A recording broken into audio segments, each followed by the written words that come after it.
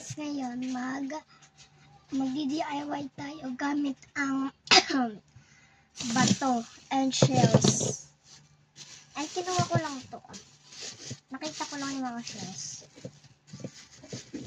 And don't worry guys, sinugasan ko na siya kagabi. Ito yung shell. Nakakuha lang shell.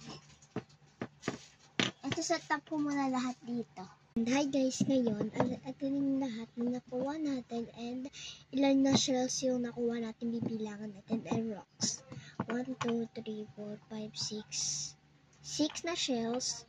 1, 2, 3, 4, 5, 6, 7, 8, 9. Ha?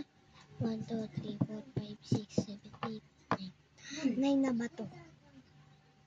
And wait lang. Yung shells guys, yung mga kaibigan ko lang bibigay. Yung mga shells, yung mga pang babae lang ba? Kasi yung shell pang babae lang naman yun, diba? Pwede sa lalaki, pero ayoko sa lalaki ibigay niya. May nakuha din dito ng heart na bato.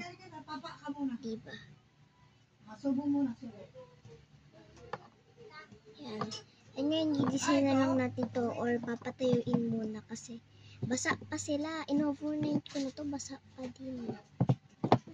Kaya, mag-antay na lang kayo ng part 2 hanggang matayo pala guys.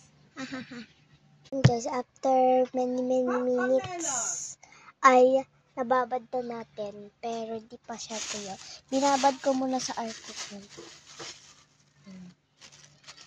Kaya may kito guys kasi babasa siya yun. Diba? Takita niya.